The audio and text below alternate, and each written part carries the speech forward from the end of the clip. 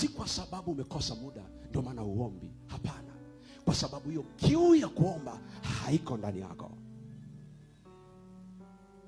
Akaniambia hiyo kiu ikiwepo ndani yako, huo ubize hautauona.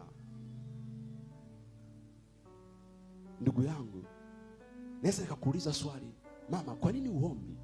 Ukaniambia, mtumishi, kwenye biashara yangu wanatoka saa 4, ninaamka saa 11, kwa nakuwa nimechoka mno, kwa narudi nimechoka, kwa sina muda mzuri wa kuomba kama wengine. Tazama mama fulani toka asubuhi mpaka jioni yupo, kwa na muda mzuri wa kuomba. Mimi niko busy na kazi. Sio kweli. Sio kweli hata kidogo. Si kwa sababu huna muda wa kuomba, ni kwa sababu umepoteza kiu ya kuomba. Nikupe mfano. Wewe upo jangwani, and then jangwani hakuna maji. Alafu umetembea jangwani siku 7 hakuna maji. Alafu mtu anatokea ana kidumu cha maji cha lita 1. Anakuuliza, nikupe nini? Nikusaidie nini? Unataka nikusaidie nini? Hautaomba kitu kingine, utamwambia naomba maji. Na kiuna maji, na kiuna maji.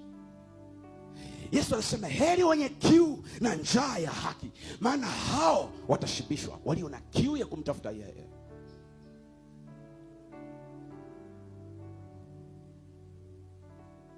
Ukienda kwenye shule za mabinti ambao hawamjui Mungu, walimu wanapata shida kwa sababu unakuta mabinti wakati mwingine wanaruka fence. Hata wakati mwingine hata kwenye nyumba zetu unakuta mabinti wanaruka nini? Binti anaenda kwa mwanaume. Wakati mwingine anaweza kuwa anasoma shule, muda wake umebana, lakini haijalishi muda wake umebana kiasi gani, ile kiu inamfanya fanye lolote kwa wakati wowote ule. Hiyo kiu iliyo ndani yake inamfanya yuko radhi afe kwa ajili ya jambo hilo. Ni sawa sana mlevi. Hivi unajua kwa nini mlevi anashinda baa na haoni changamoto yoyote? Toka asubuhi mpaka jioni unamkuta. Saa 12 jioni mpaka saa 12 asubuhi unamkuta. Siku moja Justini huyo akapita mahali na mzee Morris juzi mwezi uliopita. Alipopita mahali akakuta baa saa 11 asubuhi watu wako wanakunywa baa. Na mzee wangu akashangaa, watu saa 11 asubuhi wako hapa, inakuaje? Kiu, kiu, kiu. Kiu, kiu, kiu.